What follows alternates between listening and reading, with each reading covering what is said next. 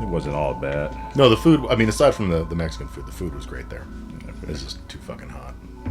You know what you would do? You would eat that Mexican food if you were without a paddle. Mm-hmm. I would eat that Mexican food without a paddle.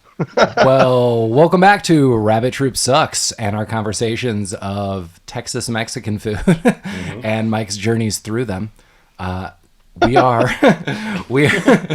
going to be coming at you today with our overview of Without a Paddle from 2004. As always, we are a podcast about obscure, forgotten about, and often overlooked films. My name is Paul. Next to me is Collin. Hey. Next to Collin is Jeremy. Jeremy. Yes.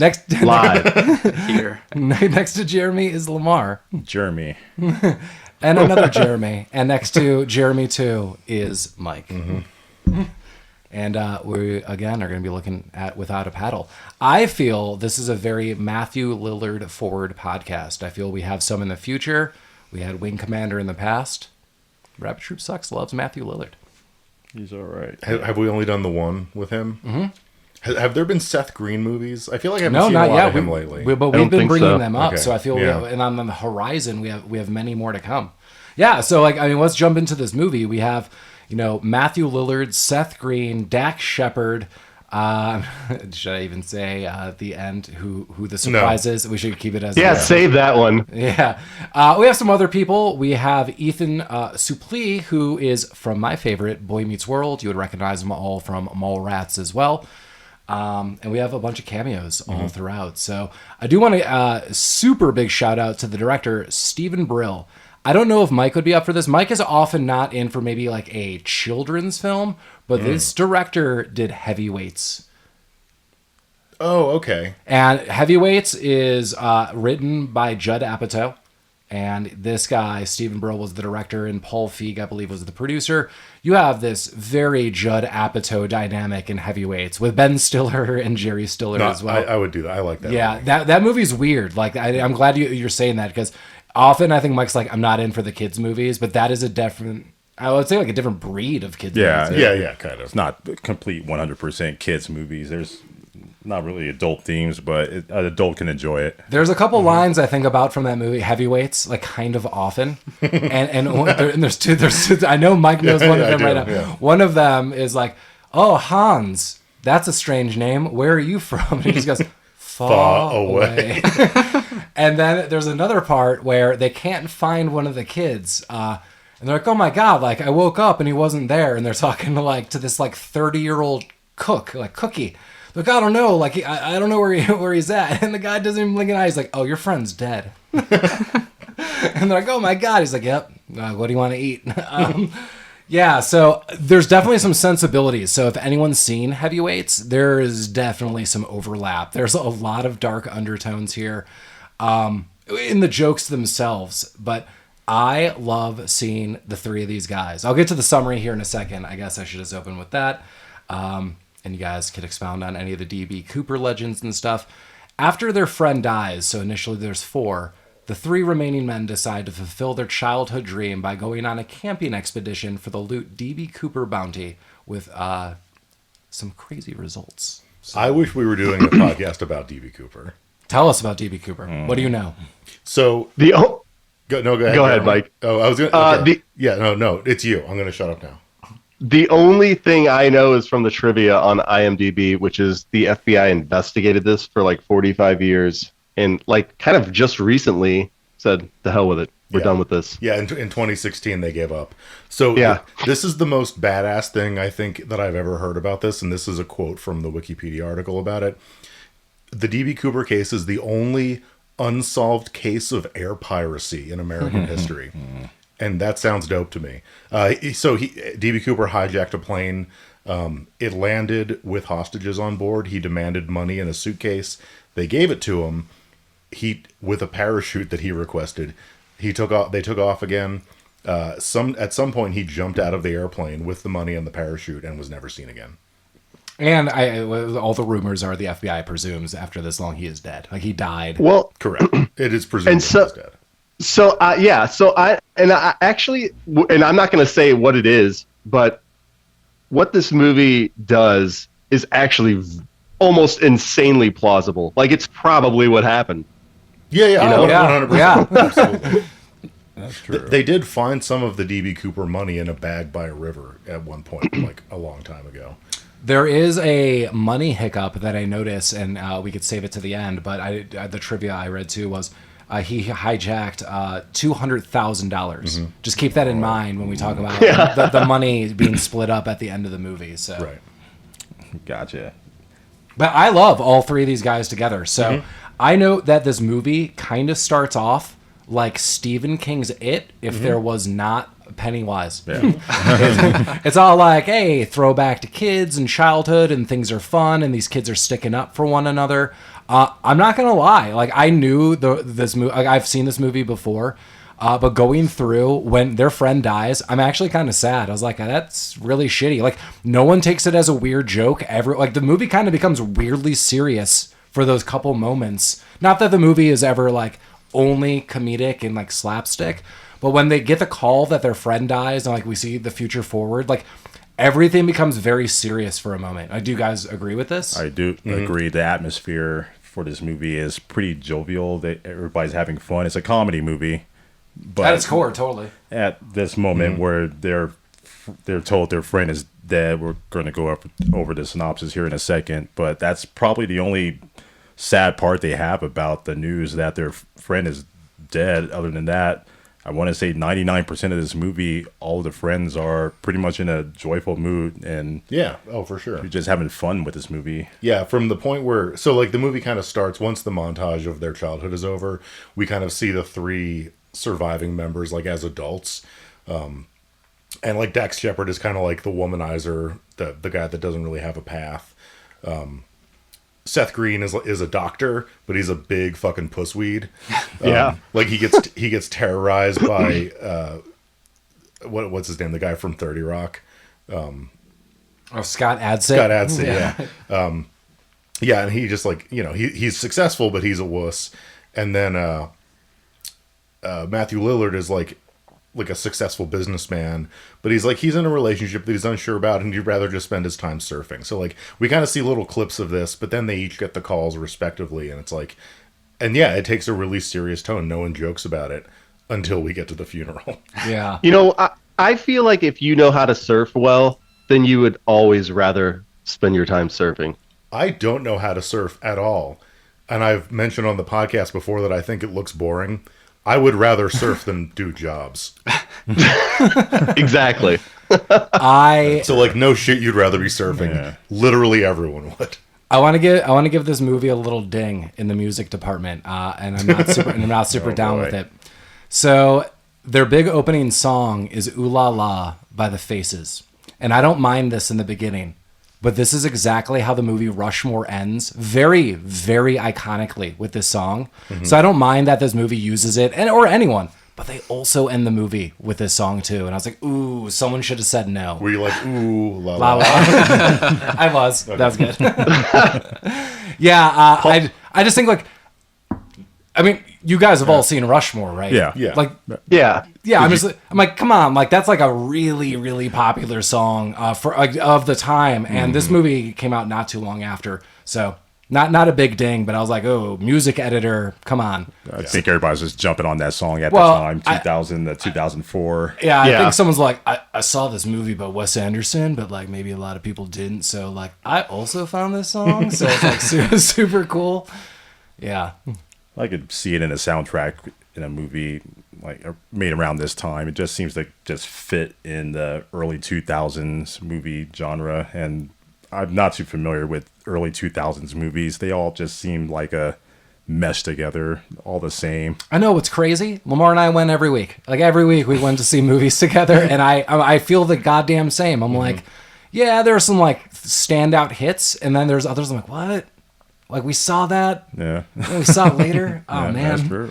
I do want to give. I think- Oh, sorry. I think that's true of all movies, though. Like, I feel like I have seen a ton of movies, and I find a lot of movies entertaining, but there are just a few that I'm like, holy shit, dude. This is an amazing film, you know? I just feel like this was the right period of time for just that mesh of movies, and they just really shoveled them in. And I feel they all have the same song, like that Ooh La La song. Yeah, everyone jumped on the bandwagon. Yeah, I was starting to hate music around this time too. So it was not a good time for it was not. No, it was not a good time for music. Yeah, and if some of you don't know who some of these people are, Matthew Lillard, we did Wing Commander. He's going to be in other movies coming up soon, so I'll kind of save him. But definitely look up Wing Commander. I noted Matthew Lillard on Wing Commander. My wife and I watched the show. Unfortunately, it's canceled. The Good Girls, and he played a husband, and he was awesome. He was much different. He was so good in it. Seth Green, I think a lot of people are going to know from Family Guy and Robot Chicken. Austin Powers, we bring up all the time. And Party Monster, I'm going to throw out, he's in the later years of the original Wonder Years. So, boom. I've been watching Seth Green also in an original 80s Twilight Zone. So I feel like I've been honestly watching Seth Green as I've grown up. It's kind of cool. I mean that super seriously. He's not too much older than us. We're all roughly the same age, I think, or younger. My girlfriend has been rewatching Buffy, and he is in that. Oh yeah, I didn't know that until I saw. I never watched that. I just remember he was. I didn't either, but I was like, is that fucking Seth Green? What is happening? A lot of voice work too. Yeah, a lot. Yeah. Dax Shepard, I would do 3 of his movies, and I'm going to throw them out. I love Dax Shepard. Hell yeah. Zathura, another kids movie I would do. Chips, and Idiocracy. Sure. Mike and I watch Chips. Yeah. Dax Shepard is like who I would be if I was successful and wealthy. Dax Shepard does a podcast. He should just be our guest. Yeah, Dax Shepard, you are formally invited to be on our podcast. Armchair experts. Yeah, he's married to my dream girl. He's a car guy. Yeah, he's got it all. I can't think of Frozen's name. Kristen Bell? Kristen Bell's your dream. Kristen Bell. Yeah, what Jeremy has for Aubrey Plaza, that's me and Kristen Bell. Oh yeah, and Sharon Stone. Yeah, and Sharon Stone. Sure, if you wanted to do a Dax Shepard, you don't want to just torture our audience and do Employee of the Month? No, we're never doing that. Oh my god, I forgot he was in that. Immediate disqualification because of what's the comedian? Dane Cook. Dane Cook, no Dane Cook. Except for Waiting. I'd probably do Waiting. Oh yeah, right. I never saw the sequel to Waiting. Is it just no one has ever seen the sequel to Waiting? But isn't Luis Guzman? It's not necessary. I was unaware of this. He's in the sequel until just now. There's a sequel to this movie without a paddle. Wow. And here's some trivia. It has no affiliation whatsoever outside of the name. That was some of the trivia I read on IMDb. I think it's like Nature Calls or something along the lines. But it was without a paddle, or something along the lines, Nature Calls. I might be slightly wrong on this. There is no reoccurring actor, there is no overlapping story, and there is nothing that ties the two stories together. That was pretty directly said, I think, on part of the trivia. Wow. Yeah. My favorite part of the trivia. It's totally worth reading the IMDb reviews of the movie. My favorite part of the trivia. Yeah, they're terrible. My favorite part of the trivia was the second one that's listed. The only time that the cast used stunt doubles was on this Class 5 Rapid, and then it gave like this thing. It's like, because doing that in a canoe is like unwise and something or other, and I'm like, what? What kind of trivia is that? Yes, that seems right. So Seth Green wasn't certified for Class 5. No, not a Class 5 Rapid. Okay, wow. But they did do other than that, I think it read that they did do their own stunt scenes in this, other than that Class 5 Rapid thing. That's interesting. So, rewatching this film before we start going through a little bit of the summary and kind of highlighting some fun things, just note, just to go ahead, I know what our icon photo is, and Mike, I do want you to know, I really tried to have the bear. It is just too dark as a photo. It's just, I could not lighten it up without it looking so crappy. You usually do some magic on these photos. It was so dark. Just too dark, couldn't get it out. I think the scene is especially dark to kind of maybe mask the bear's quality, which is fine. It was a real bear. There's a real bear. Is it? But it was a bear that wasn't native to where they were. Trivia right there. There's a lot of weird stuff. Yeah, maybe there's like wires and like safety things on the floor. Oh, probably, yeah. It's a Jim Henson Muppet. Yeah. That'd be awesome. I want the Jim Henson bear. Yeah. You guys saying it was a real bear. I have a lot of questions about some of the scenes later on. The bear was it was credited in the credits. Yeah, okay. Well, it was like Spanky. There's like scenes where it's waving and Spanky? Well, maybe they used a prosthesis for that. I don't know. Maybe Spanky the bear. So going through, I think maybe I always knew, but a lot of Goonies similarities. And I'm not saying this as a bad thing. I think this just is part of the enjoyment of why I liked it. And the biggest similarity and nod I'll give to the Goonies is kind of what Jeremy said from the beginning was this is like a very probable situation if this occurred. And the Goonies, yes, as astronomically high, the probability of you ever finding pirate treasure anywhere in the United States of America is like 0. Maybe once. This is the story. And that's why I've always liked the Goonies. It's not supernatural. I mean, I love ghost stuff and like supernatural stuff, but it's not that. It's these kids fall ass backwards into a map and they're like, man, oh my God, there's pirate treasure. I'm like, tell me this story. And it's not too far off with this, where there's this idea, but their friend who is deceased came up, like always obsessed about this, and they give him a backstory. Do you remember the friend's name? I can't remember. I think it was Bill. Billy. How do I know this and you guys don't? Come on. Well, Billy's not a reoccurring character, so I can tell you the other character's name. Did you recognize the actor? Of Billy? No. Yeah. Who is it? It's Anthony Starr. I don't know who that is. He's Homelander in The Boys. Oh, wow. Wow. Yeah. Oh, is he? That's Oh, crazy. shit. Wow. All right. Wow. Oh my God, dude! I did not realize that. That's amazing. Yeah, so yeah, none of that's bad, and like I like that the backstory was their friend Billy is world traveled. Like there's a picture of him and President Clinton, and like he's doing like world peace. But the idea that like this guy like would have time to think about this and obsess about this, and then like learn about like I've flown here, like maybe this like was blown off course, and I'm just a really smart dude who maybe has a good idea, and maybe my friends could do it. I love this story, so Yeah. I like how it all comes together. I like how all the friends are like, hell yeah, let's do it. Yeah, Billy was like the Rock. He had like all of his shit together. He was, get it all figured out. And then these three guys have some deficiency, Right. And Billy was like holding this crew together as like, the centerpiece. But now he is no longer here. Can I backtrack real quick because I want to mention this? The bear's name is Bart the Bear. All right. And it has He's been in other movies Yeah, too, because that's I a know famous Bart the Bear. Yeah, He has an IMDb page. And it's amazing because it's like he was in Pete's Dragon as Bear. He was in Game of Thrones as Bear. He was in We Bought a Zoo as Bear. He was in this Into the movie. Wild as Bear. That bear's paying for itself. He was in Man vs. Bear as Self. He's still with us. No, he died in 2021. Yeah. But he was couldn't get in on the he was cocaine Bart the bear. Bear the second. Oh, so there might be a third somewhere. But jokingly, when I was like, that bear pays for itself, probably not. I cannot even imagine the food costs for a bear. Yeah, That has got to be insane. just you feed him an extra every once in a Probably. while. Mm-hmm. Then you have the legal fees. Yeah. Oh my you God. save money on that extra. Yeah. You don't have to pay him. I do have a plot service, Barry 9, get the 10th free. So. Got to run that. Yeah. So, how did Billy die? It was a parasailing Yeah. accident. I thought it was yeah, kind of that's right. brutal when they said it too. I was like, Jesus.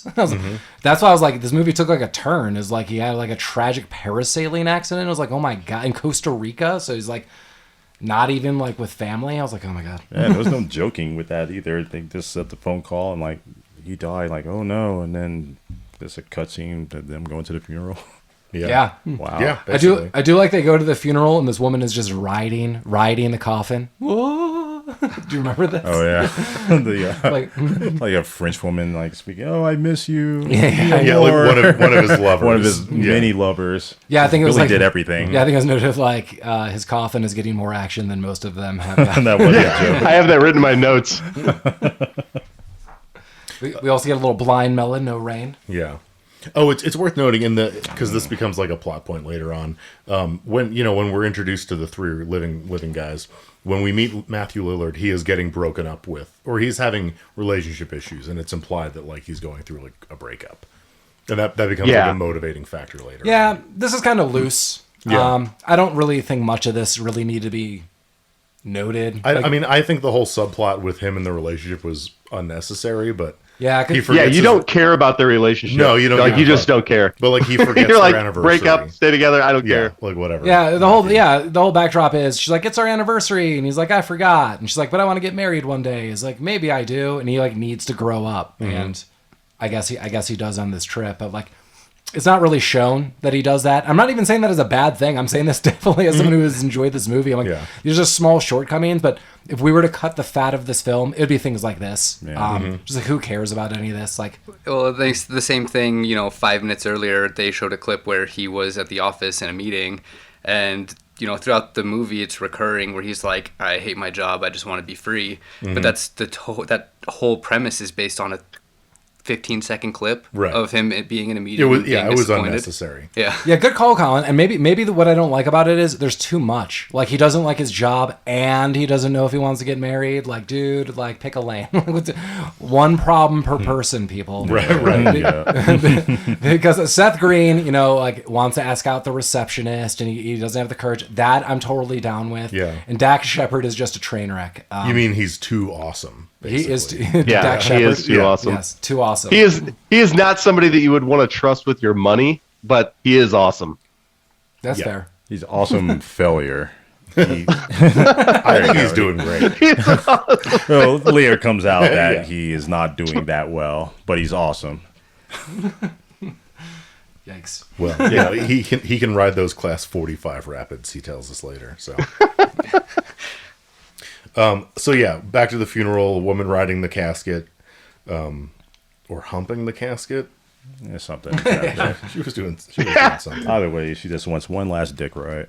From Billy. And who wouldn't? Yeah.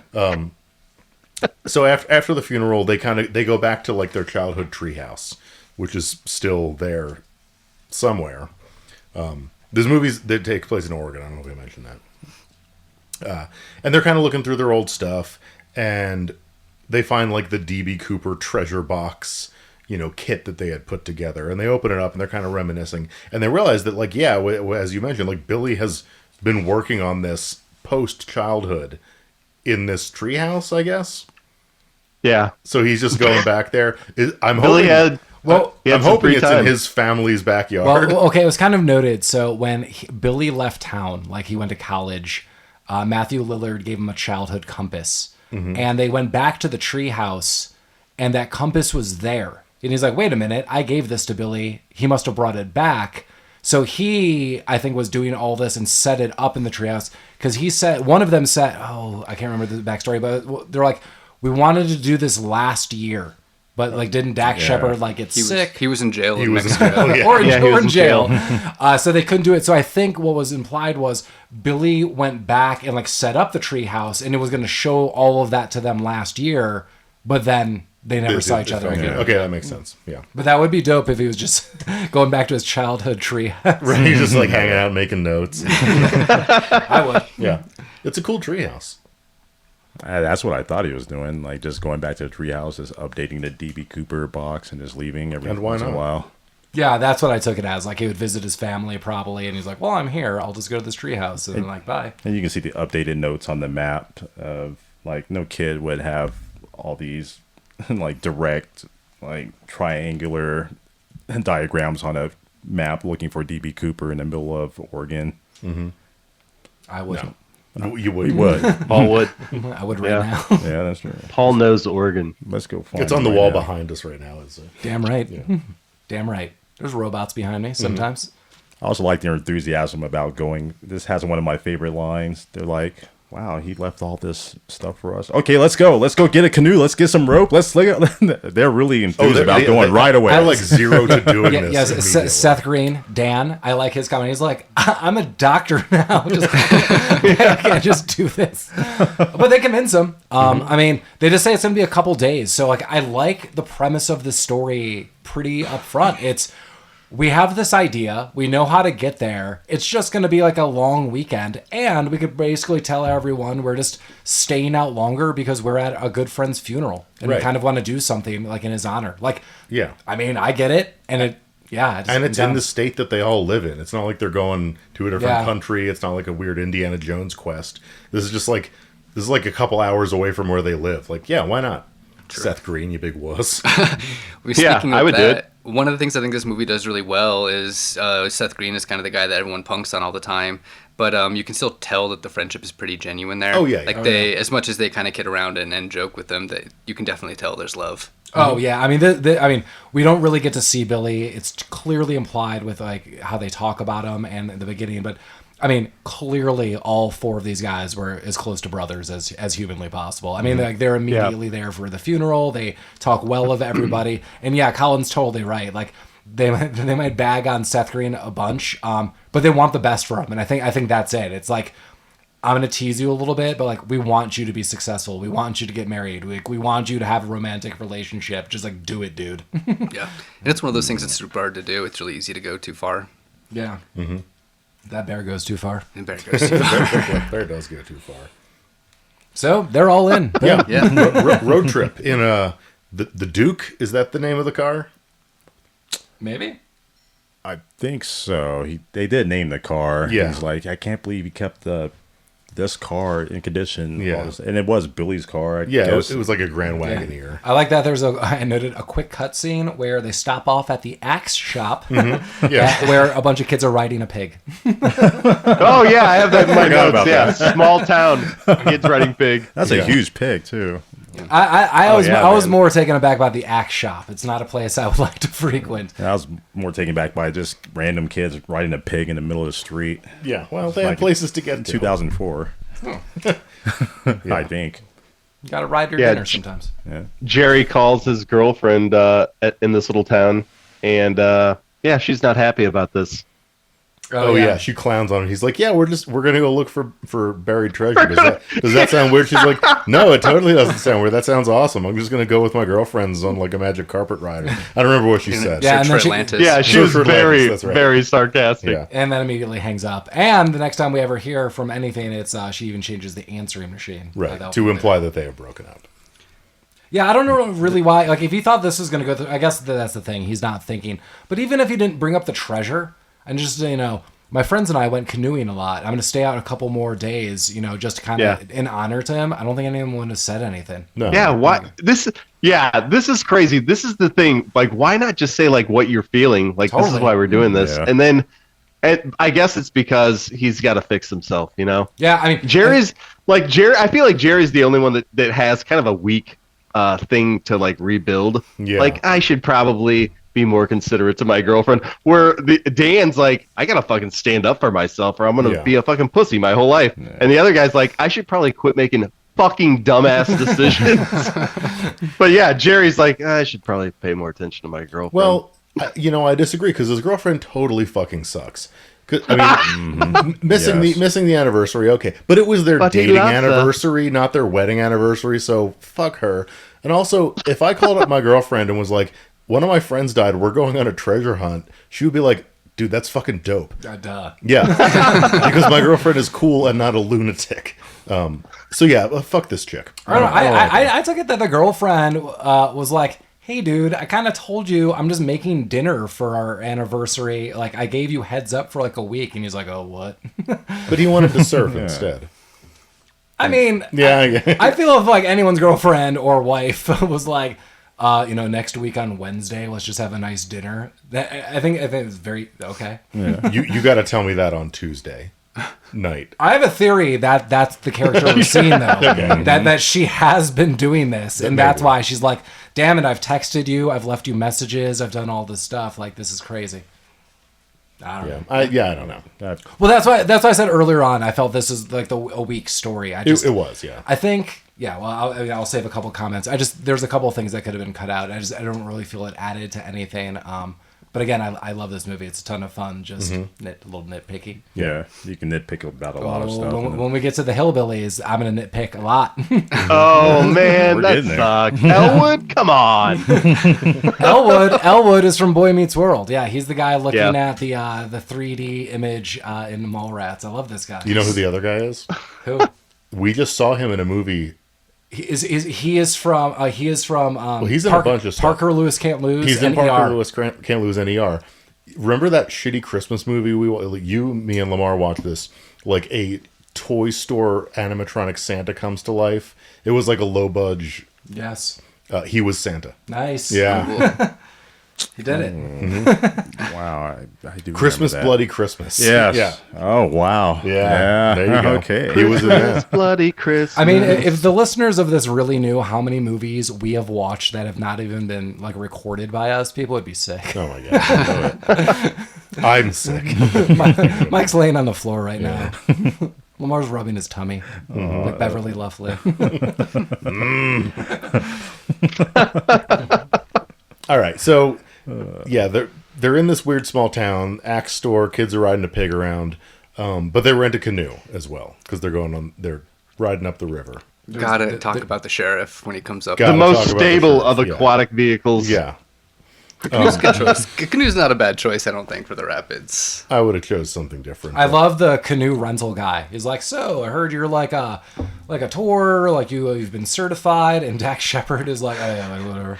He's like, dude, like this canoe has a transmitter. Like, you live or die, I don't care. Like, you're probably gonna die. You better take this seriously. Oh yeah. They christened the canoe with a beer bottle. He's like, hey, thanks for breaking glass for my kids. That was my favorite part of the entire movie, right there. Yeah, but before all this, yes, we have to talk about the sheriff because when they're in town, they run into the sheriff. Oh yeah, bad teeth. They're Sheriff a dick to right away for no reason. They're clowning on his teeth. They were listening to Dr. Dre earlier. Were they? Yeah, that's what happens. Okay, you listen to Dr. Dre, and you're like, you have a problem with law. Yeah, Dax Shepard is like a 9 out of 10 right out of the damn door with the sheriff. He comes in real hot for some reason. Right. Like the sheriff's like, hey, like Disney's like, hey, where you boys going? And Dax Shepard is like full of attitude. Fuck you, pig. Yeah, like and weird. just note, listeners, like they're like at a surplus store by a parked car. Like that from my view, the sheriff rolls up and he's just like, oh, like small town, just seeing where people are going. Yeah, no, his interactions were totally reasonable. And even Dax Shepard's character is a train wreck, yeah. But like even this scene was way out of character for him. I thought like he was just being a dick. And I didn't get it. I think I've probably seen this movie a dozen times. Really? Yeah. Okay, let's I think it used to be like, like on TV or something all the time. I have t-shirts. I've got the little action figures. Those bed sheets. But when this movie came out, I think in the trailer there was one line that made this movie super iconic in this scene.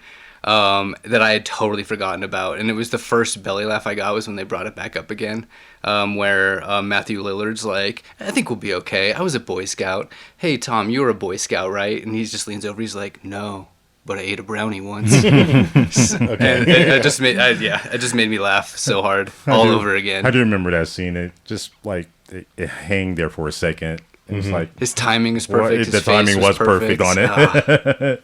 It was a good joke and it was a good scene. Wow, dead air. Well, I have a note that they go down Fluffy Bunny Way. Fluffy Bunny Way. Well, is that on the map? Sounds like code for like a hooker avenue. I don't know. Yeah. I found a dead fluffy bunny in my backyard this morning. I think that. Go for it, Jerry. This is where I would like to note when they were loading up the canoe, though, that Dax Shepard, like the first thing that went into the canoe were just 2 full cases of Budweiser, which, by the way, were not like in a cooler. No, it was just like, here you go, cardboard box. We're gonna drink this warm tonight, guys. The way that Budweiser should be drank, to be honest with you. That's fair.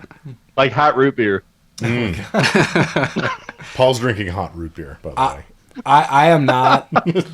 I am not the biggest beer guy. But we have noted before, if you are into beer and you want us to try some of your beers in your brewery, please let us know, and we should discuss this after at some point in time. But yeah, I'm going to say this, Budweiser, I'm going to throw this out, Coors, I'd take those over most beers like anywhere. I think I've said Modelo is my favorite beer. That's what I'm drinking right now. Yeah, you're all drinking Modelos.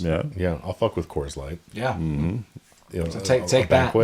You can't for sure. bad shit. You can't bad talk Coors in Colorado. No, not in Colorado. But no, it's I can taste. I'll take that. Yeah, definitely. whatever. But also, the microbrews. I like that too. All beers are good. I'm just an alcoholic, so whatever you got, honestly, it's fine. Well, the boys are going to the river. We get a deer growling at Seth Green. With human teeth. It is pretty frightening. It is. And everything's going kind of well at first. They're like the first day or so. Well, they find Old Man's Nose, which was like the landmark they were looking for. Which was a Grandpa's mountain, Nose. Grandpa's Nose, yeah. I do like these canoeing scenes as they're going down this river. It's kind of cool, yeah. I also really scenic. I also like this, and I thought this is, and I'm not joking, I think this is a very, very creative piece of exposition that they thread. That these kids, they used to make mixtapes, and they reference them, and I really like that as part of the story. I thought that was super creative. Someone has to be dipping into their real life when they wrote this. Like, There was just like really nice scenes. So they're listening to some of the music, or they're talking about when they had their like radio station. I was even kind of chuckling. I was like, man, I'm going to record a podcast. Like, it's not too far off. Which was really cool. And they're just talking like how they would always get this music.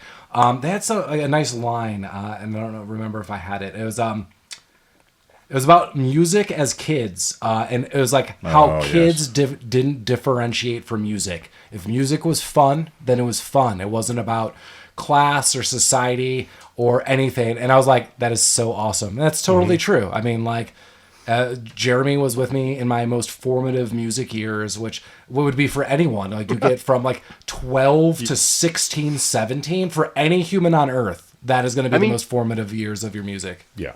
You have always been like a music file person, though. Like, more so, way more so than me. Like, I love music, but I am not in your depth or realm. I don't know about that, Jeremy. I mean, as I grew older, it's like I listened to this less, but I remember even over the years, you and I would be like, oh, have you heard this? And I remember some of the things you've written me. I don't have anything like fully off at the top of my head. Is clearly Jeremy's like, I saw some themes in like an album where I listened to the whole thing. I think a lot of people are just like, I'll listen to a song. We're done. like that. Paul, that was song. Before I started drinking and smoking pot, man. Well, that's what I'm saying. Now we're older. So I don't know how in depth I'm in the music, but I think maybe that's part of the background of this podcast, to keep films going, to keep things with audio, to keep the combination of audio, film, music, all the things we love. Yeah, damn it. It's like we're looking for D.B. Cooper's gold. Yeah, I agree. I did like that scene. I think that was later on in the movie, but it was the thought was there. Yeah, oh, it was. Yeah. But like the point is, just back in the day, they were just listening for music just to listen to music, and I think they're just recapturing that nostalgia. Just, we were kids, everything was fun.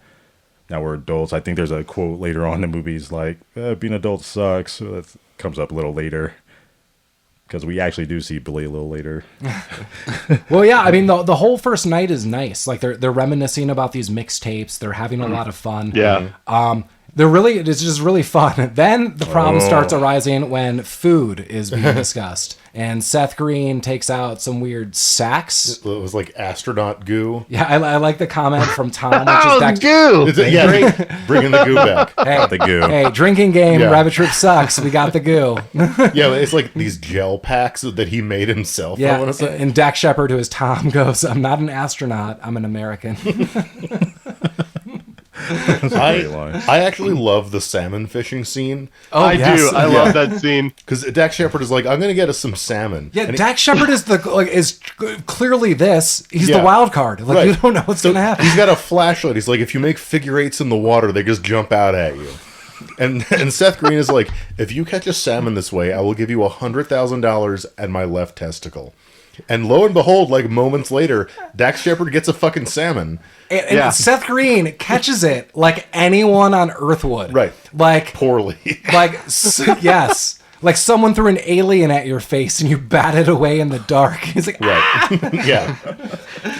Yeah, he's like, well, now I got to find a different light pattern because they're used to the figure eight. And you don't know what to believe because you're like, holy crap, that guy just caught a salmon. Like, he might with be a flashlight. He might be onto something. Yeah. So I have that in my notes. Like, Dax Shepard lies like all the time, but then he does stuff like this where you're like, this is no way. There's no way that he's up sometimes. Pull a salmon out of a river with a flashlight.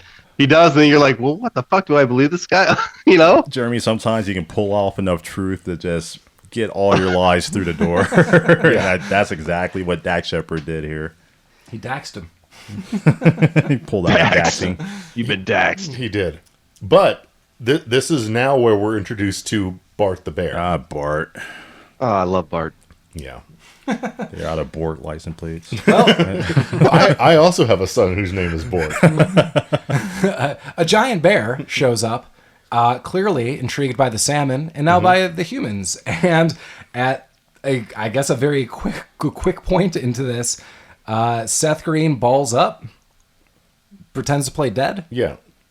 The bear drags him off. Yeah. Yeah, the bear just like, Because drags him back Dax to his Shepard lair. told him to play dead. He's like, Yeah. listen, dude, if you play dead, you're fine. We're going to walk out of here. We're going to get the canoe. It's fine. Right, Yeah. and again, Yeah, you don't the bear know what to carries them believe. Yeah, the salmon thing worked, and well, so did the bear thing, because the bear's treating him like a child, and trying to like feed him in his back at its. Yeah, What did he feed him? it was like a dead raccoon. It was a dead raccoon. Yeah. Yeah, and this scene is as comical as it is just gross. Yeah. So the bear comes in, and Dax Shepard and Matthew Lillard, Tom and Jerry, are at the top of this kind of cave, or they could see in. It's very small, maybe like 6 feet down.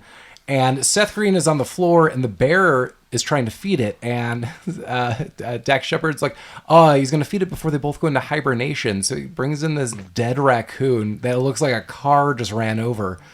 And the bear kind of nudges, like, eat it, eat it. And you can imagine how it is. And Seth Green does what all of us would do. Pretends to eat it. And the bear is super not cool with this. And they're like, you have to eat it for real. And he does. But you could tell the real moral struggle with Seth Green there. Like, I really felt for him, like, yeah, I'll pretend to eat it. I'm like, nope. The bear's on to you. Yeah, you are not going to pretend to do anything. You're going to eat that bear or that raccoon.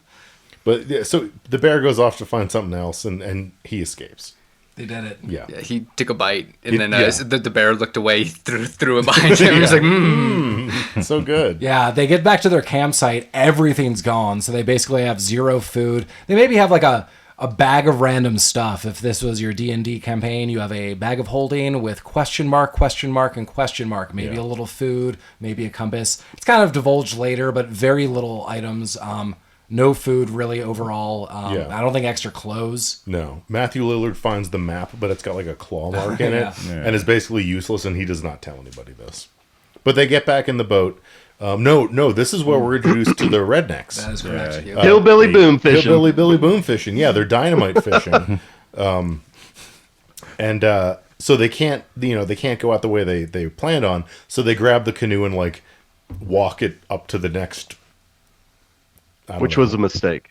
It was not a good idea. Yeah, because when they're going through the map, as Mike noted, there's the claw mark, and was it Matthew Lillard, I think? Or is it Dax Shepard making the guess? Matthew Lillard's making the call. Lillard's the map guy. Yeah, he's like, yeah, I'm sure it's this way. And then you see the aerial view, and it's kind of smart. I like the camera work. Oh, where it was is nice. You do see there is a left path, but it is so covered in like underbrush and like, I don't know, like swamp vines. That unless you really had the map, you would not have known to go there, and it's not very light out, so you're screwed. As they're going down there, I think they're arguing. I thought there was a fork in the road here, and it's like, no, there's no fork in the road. Not yet. It's up farther. There's a And claw as they're mark right going here. down the Look at that. wrong path already. Yeah, right over a goddamn waterfall. Yeah, lots of This is where waterfall the action. stunt doubles came into This play. is where the stunt doubles came in. Yeah. So Well, I guess there was some rapids first. They all fall out of the boat, and Matthew Lillard has to surf on the top of the boat to rescue them. Because, of course, he does. Why wouldn't you? I don't like the sound of that Class 5. Well, that was a kill storm. So. Yeah, That's fair. but yeah, they get back in the boat, and then waterfall. But the boat's broken, but they're all okay. But they have nothing now. The map's gone. All their supplies are gone. I still feel they have random supplies. Yeah. on them. Well, because they make I think everything they have is in Seth Green's fucking fanny Yeah, pack. exactly. I had to piece that together later Yeah. because they have a lot of supplies later. But it's like, what? They also have the 3 toys. There was like a C-3PO? C-3PO, the compass, C-3PO. and whatever Dax Shepard's toy was. I don't The remember. first condom. The first The condom. That's right. Yeah, Yep. yeah. I love that in real life. Seth Green is like clearly a super Star Wars nerd. I mean, that's why he gets like the permission for all the stuff in His Robot Chicken. C-3PO impression is It is Spot on. actually. Yeah, yeah. Right. Wow. Like, And yeah, Dax it's Shepard stupid. was he had his he was hanging and banging earlier in the movie, like at the very beginning. Yeah. With those 2 chicks. Oh yeah. yeah. I don't think he's using those condoms though. No. Well, he might. He tells them Come on. he does. Yeah. No, babe, I'm totally wearing it. Guy who drinks warm Budweiser isn't Yeah. using condoms, man. But so they're kind of taking stock of their situation, and they think they hear music. And they're like, it kind of sounds like Creed. I never thought I'd be happy to hear anything that sounds like Creed. Yeah. That is a quote from Dax Shepard. That is, I have that written down as well. But yes, it is Creed. And they find the hillbillies again. And not only are they hillbillies, they're pot farmers. So when I'm seeing this, I'm like, I don't know. Which, I got to be honest with you, in Oregon, in like the wilds of Oregon, totally plausible. Yeah, 100%. I buy this absolutely. What was, I can't think of the oh my goodness, we're a movie podcast. What's the it's Psycho with what's the main guy? Norman Bates. Mm-hmm. There was a show. There was a show that came out. Bates Motel. Yeah, that was the show, right? I only watched part of season 1, but part of season 1 was like how his older brother was getting like in a weird pot farm. Was that in Oregon? Oh wow! It was like super bizarre. Yeah, I was like, I don't know what's going on. I've not seen this show. I don't know if it's I do good remember or when not. it came out. I just A long time ago. yeah, it was a while. After There's a Leonardo DiCaprio movie where they The stumble Island? upon a pot farm. Yeah. Yeah, that movie's super weird. Yeah. It is weird. I think you and I saw that in the theater. We might have. Yeah. Yeah. Yeah. I don't know. We watch a lot of movies here, people. Speaking of movies, we'll get to that. I don't want to jump the gun. That's crazy. That's Okay, crazy. yeah, That's well. crazy. This was a big pot farm that these hillbillies had. Too. Very big pot Well, farm. it wasn't apparent at first. At first, they found like they're just the inside, and then they pushed away some like leaves, and then it revealed like they had maybe an acre or two of just growing pot in their backyard. Right. And the 3 boys are trying to sneak around, but they're making too much noise, and both the pot farmers are quickly aware of this and sick their dogs, Leonard and Skinnerd. All 3 of them. Those are some good dogs. I do like when the hillbillies find them. Some rotties. Clearly, they've been found. Seth Green's like, yeah, sorry, we're innocent. Can we use your phone? And he's looking around the pot, and I think Dax Shepard's holding like a bale of. He had the hidden behind his back. Like a 3-foot wide Green. bale of marijuana hidden behind his back. And Seth Green's looking around, it's like, oh, and all this, yeah, it's all right, everything's fine. Like, just let us leave, and that's when they draw the guns on him. They do not let them leave. Yeah, I didn't really understand exactly what happened. I mean, I kind of understood what happened, but it did take someone to say what happened.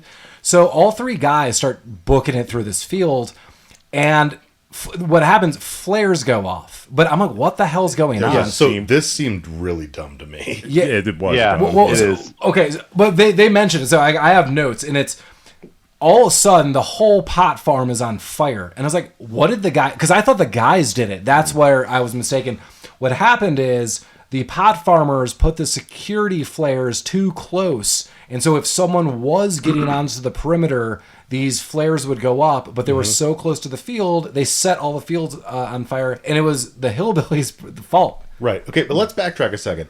If you have an illegal pot farm in the woods that you don't Yeah, want anyone to what the find, fuck, your security dude? system should not be a big Should not be flaming fireworks. thing that will bring people to your pot farm. Like, Leonard and Skinner are the security system. You don't need the goddamn flares. My only thought would be, and I don't disagree with you, if this was a system set up when they're away, that if those went off, it was, you can't go back.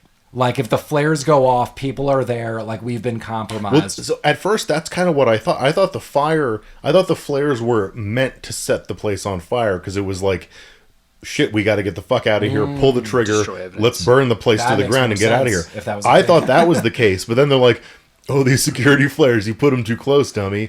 Like, you guys are fucking dumb. Yeah, I don't know what's going on. Well, they're Yeah. hillbillies. They are hillbillies, yeah. in backwoods of Hillbillies. Oregon. Yeah, so I mean, they're in the middle of nowhere. I don't think they have electricity, really. So I think flares is probably the most efficient way to get light in a place, I guess. Maybe they were listening to Creed on something. That's true. I mean, like generator, but probably not like an anchor's worth of No, probably security not. cameras. But if you have a crop of things that burn easily, you don't want your lights to be flammable. Yeah. Things. Yeah, don't make it the dumbest person's on your team's responsibility to set Right. up the most important thing of your operation. Kind of hard Yeah. to find who the dumber person on the team is. I mean, there's a clear one, but there's moments where they're both just clearly not with it. The My Name Is Earl guy is the dumber one, for sure. Yeah. And this scene, we need some cleanup. We got Dax Shepard making an offhand comment about Indian people, and we get a lot of now rape jokes. Let's clean that up a little. We don't need that. There was a lot of deliverance stuff. Yeah. Hey, at least the dogs got high, guys. Mm-hmm. Yeah, the dogs got super fucking high. And that's where we're at. Yeah, they were fucking. Leonard and Skinner They were looking at constellations. Can't get them because they're just stoned in the corner as the guys get away. Yeah, they get away, and now they're being pursued by the rednecks, because this is now the conceit of this movie is that they have to get away from these hillbillies. Oh, everybody's getting high. Yeah. Oh, everyone is very high. Not just the dogs. Yeah, that comes up a little later. But they escape by like breathing through some reeds underwater or something. I mean, honestly though, I would do that. Yeah, well, if I ran to the river, I'm like, hey, I'm gonna breathe. And of course, because Seth Green hates gross stuff, the one person who had a bug crawl down his reed into his mouth was Seth Green. Oh yeah. Yeah. So yeah, they get away after the water reed thing, and they're kind of lost. They don't know where they are. So Dax Shepard decides he's gonna like get a lay of the land by shimmying up or climbing a tree, like one of those big, like a redwood or something. I don't know, whatever they got in the Pacific Northwest. And he's got binoculars, and he sees like some babes in a tree house. A Douglas fir. I have to really think about the regional trees. A Douglas fir, I think, is that the Oregon state tree? Is that what's on the license plate? I would imagine. Probably. Okay. Take that for all of there you go. There you go. Colorado. Paul knows license plate trees. I do want to make a mention of how this current situation now relates to Judgment Night, and that these two hillbillies, like, they've lost everything. Mm-hmm. And they're like, hey, our only recourse is to spend infinite man hours chasing these guys through the woods. This movie makes way more sense than Judgment Night, because they think that they're going to narc on their pot farm, which is, I mean, realistic. They probably would have. Not some delusional weirdo like, no witnesses. I think if they gave Dax Shepard a sack of pot, this could have all been solved. 100%. Yeah. Oh yeah. That's true. Like, you can take that bail. Just don't say anything. It turned, these are just two random hillbillies. They could just leave, and right. no one knows. They don't know who they are. Right. No one's exchanged names. Yeah. I don't think they have the internet out there. Yeah. It doesn't. It doesn't matter. Right, and like honestly, the hillbillies just have like a little camper and like the RVs and maybe like a truck. They could drive far away, like not even that far away, a couple miles away, and just be like, that's not our pot farm. Like, we go out camping and fishing. Like, look at easily. Like again, pin these guys. Yeah, well, there's a little twist. Yeah, there's a twist. Yeah, there is all together. We hunt fish with dynamite. You think we know how to grow weed? They don't know what the fuck they're doing. But yeah, so still on the run, and they're pursuing them. Every once in a while, they catch up to them and shoot them. But now the gang has found these activists in a Douglas fir tree fort. That's true. A nice fort. They set up shop. No, they had a nice spot. Dude. So this is the fucking ultimate tree adventure right here. It's like playing on the like the hippies who like camp out in trees so they can't like, get you can't cut this tree down. Like, I'm living on top of it. I don't think anyone wanted to cut this tree down because it's in the middle of the fucking woods. Well, Mike, just remember the 30 Rock quote. Never follow a hippie to a second location. That is damn correct.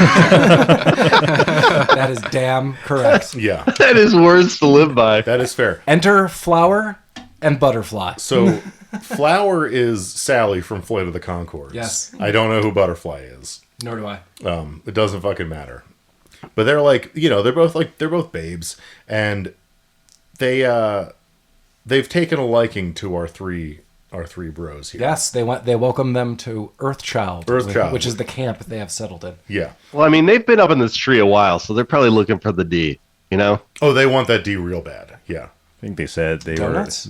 I think they asked them how long they've been in the tree, and they're like 9 months. Danish? Yeah. Yeah, it was close to that. It was like They gave a day quantity, and it was 280 something days. Yeah, it was a lot. I believe. It was many days. Didgeridoo? That's a long time. Yeah, it was. They want the didgeridoo. They want someone with that sweet didgeridoo solo. Dino fries? Butterfly was actually Lori from that 70s show. Yes. Oh, wow. Yes. My wife looked this up, but I think she was the second Lori. Okay. There were two. Yeah. Yeah, Okay. because she said, I was like, what? That sounds... Yes, and then I think there was two sisters. Yeah, because the original one they got rid of because she sucked or something. Then I think died. Oh, did she? I think. Well, I hope you feel bad. Sorry. Sorry, Lori. Yeah, because I mean I can picture the first Lori, but this person I did not recognize. Dandelions? The day that you were denied Dino Fries at Village Inn, I will never forget. What the fuck? People don't understand. No. Remember I was... If I like at some point in time, I'm gonna fucking take a note because I've got to learn more about this story. So many backstory. I'll give you one quick Village Inn story between Lamar, and me, and Mike. I'm a lifelong vegetarian, and I ordered a veggie burger, and usually it comes with cheese and pickles and whatever. We were really going to Village Inn because of the pies. The pie, yeah. But I was like, hey, cheese usually comes on this, and the waitress goes, oh, let me fix that. Well, no, she said, "What kind of cheese do you want?" And you're like, "Cheddar." She's like, Yeah. "Okay." So she doesn't take the burger away. No. So I was like, that's weird. But she then brings me a plate, which was very clearly she took a handful of shredded cheese, put it in a microwave for 30 seconds, and then just handed me a plate of that. I was like, oh, thanks. You wanted melted cheddar. Yeah, and you got it. Thanks, Sneezanna. Yeah, man. That's such a power move. You're not going to ask for anything No. after that. The thing is, like, it wasn't like I think that person being a jerk. We're like, oh, God. She was trying to accommodate your request. Yeah, just It was- didn't know. It was Yeah. a super, super awkward move. That was Sneezanna and Vaxhide, I think were the two waitresses. Yeah, but you used to order Dino Fries because this was like before tots were popular. Yeah. And Dino Fries were basically tater tots shaped like dinosaurs. And every week you would order these. And then one day the waitress was like, you could only have those if you're a child. And you were like, fuck. It was the saddest thing. Just point to Mike. Be like, he's 12. Yeah. I don't think adults should be denied kids menu No. things at all. No, fuck you, Vaxide. Yeah, you're buying whatever you want to buy. Right. Man. Come on. Yeah. I stand by the Dino Fries for all of you. Yeah. My Dino potato Fries. love. Does the Village Inn Yes. even exist anymore? That one, no. Well, the one that we went to got turned into an IHOP, and the one across the street from it got tore down. You know what? I have not seen a Village Inn in ages. I think no they're one has. done. When I Jeremy think there's that comes one. out, you go to Littleton. Village Inn. We're gonna hunt down a fucking Village Inn. I think there's one on like 6th and Wadsworth. There's a Denny's close. Okay. The Lakewood, I ain't going out there. I'm coming. I will be in Denver before the end of this year. I Really? Fuck guarantee yeah. it. Okay. Right Yeah, on. man. I love it. Yeah, Yeah. I gotta get out there. Yeah. I want to see the fucking mountains.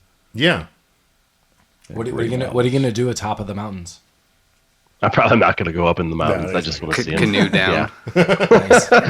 Yeah, I'm gonna take a canoe down into the heart of Denver.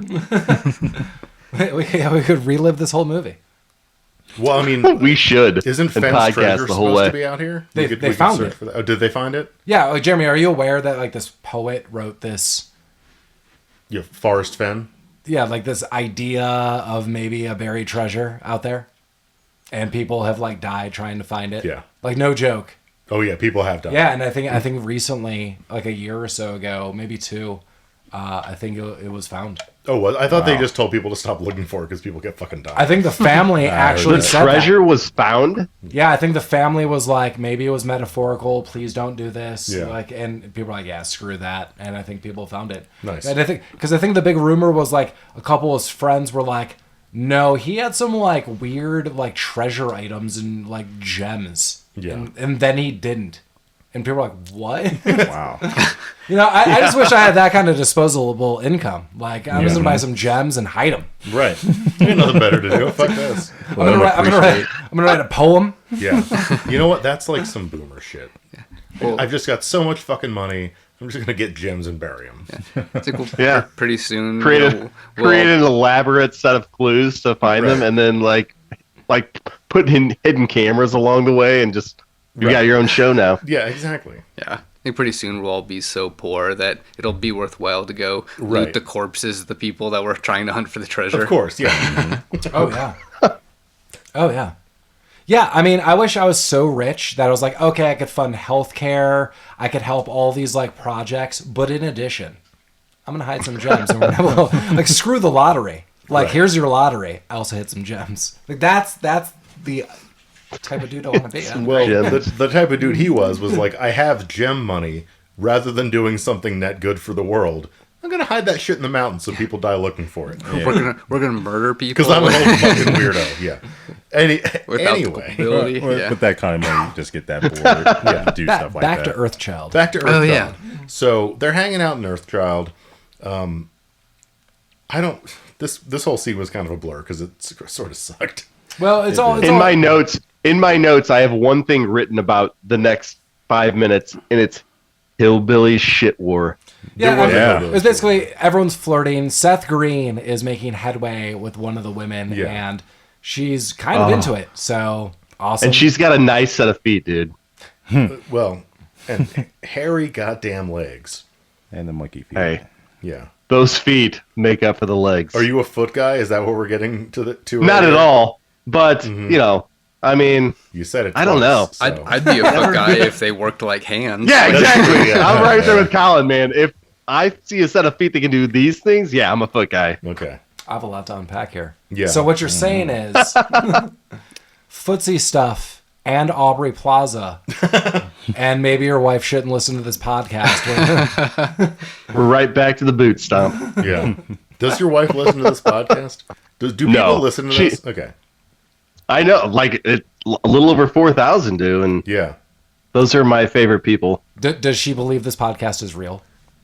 Does she like? Does she like? She's probably in the bedroom now. Like she could probably hear me because I talk very loud. But I have this office. I have this door closed. But I bet she's probably like she can hear this. She's like, "What the fuck are they doing?" I was wondering, is she thinking? He's not even talking to people. He just goes in it. Like this podcast is all in his mind. I just need some time to myself. Right. He just goes into the room, puts on headphones, drinks a beer, starts talking. Yeah. Right. It's like the shed from A Beautiful Mind. You're just in there yelling at the wall. The opposite too. It's like she's like, who cares what he's doing? She gets some time to herself. Screw it. No, that's I always ask because Paul, I know your wife listens. Like my girlfriend attempted to. She's like, you know what, this isn't for me. Like, that's fine. That's cool. That's chill. She hears me talk enough at home.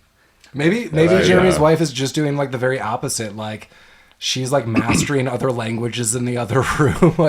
Like in the course of a year, she'll be like trilingual. Right, she's doing like the Duolingo in there. And she's writing like investing stocks. Yeah. And while we're down here getting drunk talking about fucking Dax Shepard. And the quality of movies we watch, you probably hears things out of context, like hypodermic needles in the neck. What the hell? That's true too. And then he ate the raccoon. We're a serial killer podcast. And decided never to listen to anybody of this podcast at all. No. What the fuck is it with you guys in Manborg? I love Manborg. I thought it was great. This is a brilliant movie. Wait, your wife listened to the Manborg episode? No, I'm just kidding. Okay. I sent Paul a link to get a Manborg t-shirt. Yes. And I want to see this. All right. Okay. So we're back in Earthchild. Yeah, so the hillbillies are here. The hillbillies are here. Yeah. They're going to get him out of the tree. They just start chainsawing it down. Yeah, they start chainsawing it down, but their defense to this is that, well, obviously they're pooing in that tree. So they're just throwing bags of poo at these guys. Yeah, that's the worst. Yeah. It looks really gross. Yeah. Other reasons the hillbillies just need to give up. Yeah. And they shit in biodegradable paper sacks. Well, obviously. Which I don't know where they're getting those from, but they said there was drop-offs because they use the radio. There are drop-offs. Well, when we ask for stuff, people just send. We glossed over that. They have a radio and they used it. That's how the hillbillies found them. Yes, and they got, in theory, word out to the sheriff or someone who's listening. Yeah, but it was the hillbillies. Yeah. But they don't know that. But that's how the hillbillies found them. Yeah. But yeah, now the poo war begins. And so the plan is the girls are throwing poo at these guys, and the boys are gonna like zip line down Yeah. Because none of them are wearing clothing at this point because they're all getting a little frisky. Yeah, and also, I mean, and this does have repercussions. Dax Shepard, he even says, I'm going to slide down this rope. And I thought in my mind, like, he's not really going to slide down the rope. But he does. He does, and has rope burn, and I don't know why he does this at all. Well, he climb down. But as a person who has experienced severe rope burn, Dax Shepard would be out of commission with his hands for a little while, for a few days. I am curious to know about your rope burn story. Oh, I mean, just in like a gym class, like climbing rope to the top and then like sliding down, and like that's a very short distance. And it's Jeremy and I were in a firecracker war once, and Jeremy, I don't know if you remember. Oh, I burnt the shit out of my. Yeah, like we were each like trying to throw them. It was just like fireworks going off in our hands. Like there were like bloody stumps. Not really, but I got Jeremy's the worst like, of it. We have an aloe plant, and I was like, really? It was my first intro to aloe, and I was just pouring it all over my hand. Because I at first I was like, I just lost a finger. I've never had fireworks go off in my hand. So you were like McLovin from the To-Do List. Yes. Yeah. All beat up in the fingers. That's a callback to last week. Yeah. I don't know. Yeah. Okay. Yeah. And call back to those phalanges. The phalange brigade. Okay. So Dax Shepard has rope burn. Seth Green rappels down with his fanny pack. And Matthew Lillard has a belt, I guess, even though they're all just wearing underwear. Yeah. And then they steal a four-wheeler and escape. One of the hillbillies, that they do. And I guess they chase him in the Forerunner. Yeah. Because this is one of my favorite scenes. And I love this scene because of Seth Green and his Star Wars shit again. It's actually one of my favorite scenes. He has a great line too. It's shot just like Star Wars. Mm-hmm. They're driving in the ATVs. Are those what they're called? Yeah, that counts. It's shot just like Return of the Jedi when they're driving on the speed bikes. Mm-hmm. Even the camera work in the back. And Seth Green's making these noises as they're being followed. Like, I know, yeah. I can't remember who. I think it's Matthew Lillard was like, dude, what are you doing? Seth Green's like, dude, I'm pretending I'm on a speeder bike so I can block out reality. It's my process. Just leave me alone. Hey, if I were in this situation, sometimes you got to visualize yourself on Endor. I don't see the problem. Yeah, I do love this scene. Jub's going to stick his spear up your fucking butthole. Well, hopefully you can turn on by Princess Leia. Yeah. That would be preferable. I don't remember what happens here. They get away somehow. They do get away somehow. They're lost again in the woods. Yeah, and they don't have the four-wheeler, and it rains, and they have to No, they drive the four-wheeler off a cliff. Oh, that's right. Yeah. Right. So there's like a recurring thing in this movie where the river saves the day constantly. And it's usually by falling off a cliff. Yeah. Like they probably lose 2 miles in altitude by escaping in this movie. Yeah. That's fair. We get to hear some bump and grind. Well, there ain't nothing wrong. Oh yeah, they're in their underwear and it's cold. Yeah, they're huddling in a cave, it's kind of sandwiched together, sharing body warmth. Seth Green's in the middle, and Matthew Lillard is reminding him of how hot those tree girls were, so that he gets a boner to make Dax Shepard uncomfortable. Yeah, this is great. Yeah, nice little comedic scene there. Yeah, they're getting boner in the boner. I have that written down in my notes, Lamar. Boner jokes. Little boner in the butt, no big deal. Just a little casual homophobia. It's fine. We're all having fun here. But this is where we're introduced to a new character who finds them in this condition. I don't remember what his name is. I believe it's Dale. Directly below my boner in the butt note, I just have fucking Burt Reynolds. Reynolds. And that's our surprise cameo. Mm-hmm. He is amazing in this film. I mean, you all love him in this film, right? Yes. Every line he says in this film is fantastic. He's amazing. The best character. I actually wish there was more, but there's a good amount of him. Yeah. Fucking, it's Burt Reynolds, guys. Come on. Yeah, Burt Reynolds. It's always so Burt He Reynolds. kind of looks like one of the hillbillies when he runs up on him at first, and he draws a gun on him, and they think he's one of the hillbillies at first. Well, But it's you like, don't see he's Burt Reynolds for a minute. It's just like a silhouette. It's like Grizzly silhouette. Adams. Yeah. It looks like Grizzly Adams. Yeah, agree. Yeah, it's definitely some like Jeremiah Johnson vibes. But he's Well, super, I think they want you to, like, for the first few minutes, like, oh, this is DB Cooper. He's still Yes. alive. They definitely want you to think it's DB Cooper. Yeah, it's not. But it's not. And he helps him. And he's like, hey, you guys need clothes. And I like some of his lines like, you better get going. I've been alone here for 30 years. Yeah. Put on some clothes. And he gives them the weirdest clothes. The what's happening. Yeah, the what's happening. Well, he's so the story is it's not DB Good Cooper. Good times. Yeah. Yeah. But it is DB Cooper's accomplice. So this is the guy that was waiting for DB Cooper to parachute into the woods, and he just was waiting there for him and never left. So all of his clothes are like- from the 70s. He's like, I'm waiting. Yeah, All right, forever. he might still show up, so I better hang out. Yeah, so but like he kind of helps him out. He gives him some clothing. They share some stories. He kind of gives them the down low on DB Cooper. Fast forward to the next morning, and they find the cell phone that they've been missing. The bear ate the cell phone, and it was in a big pile of shit. Am I getting ahead of things? No, just No. simultaneously, Yes. the hillbillies are tracking them. The hillbillies are. They also take a different shift in tone with the hillbillies now. So Elwood, I love Elwood now. I wish they cut out the rape jokes. He's like a master tracker Yeah, now. he's like all of a sudden he's like super tracking, and the other guy's like, "How did you know how to do that? What are you doing?" And he like puts his fingers to the ground, picks up a stick. He's like, "What are you doing?" He's like, "Eating cinnamon." He's like, "You know where they are just by eating cinnamon?" He's like, "No, the leaves are broken. It goes in this direction. I'm not gonna give up cinnamon." I was like, "What the hell is going on right now?" Like, the banter between these two is super bizarre. it is super bizarre, but it's pretty good. Yeah, it's Yeah. good. It's totally great. Yeah. And that's when I thought Elwood was the brains of the operation. They kind of trade off which one's the brains there. Yeah. Yeah. But yeah, so they find this cell phone that was eaten by the bear earlier and is in a big pile of shit. Right next to the cabin. Right next to conveniently right next to the cabin. This bear gets around. While Jerry is wearing a Jimmy Walker Good Time shirt, which I like. Yeah, he is wearing a I love Seth Green's his cowboy shirt that he has on.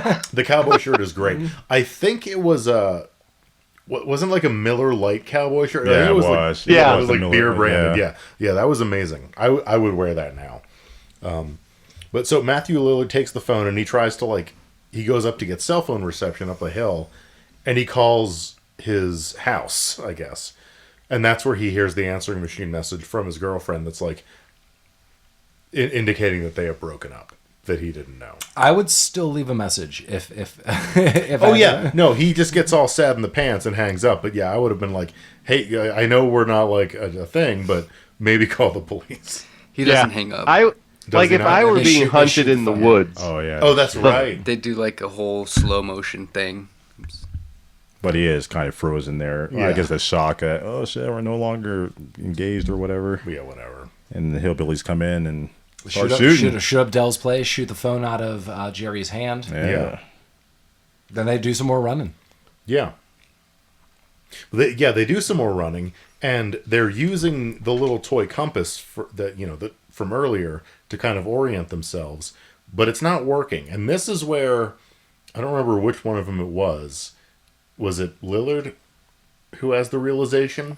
That there's a magnetic Yeah. field. Oh yeah. or Yeah, it was because he basing. sees some iron in the side of the something or other. Exactly. Which Like, will there's- indicate that it'll throw off the compass sign. Yeah, there's like iron ore, the compass isn't accurate, and this is where he starts brainstorming. He's like, well, if this compass is fucked up, then like DB Cooper's compass would have been fucked up. And so like where they were looking isn't the right place. And he's kind of formulating this idea that based on this interference, like he now can piece together where DB Cooper probably is.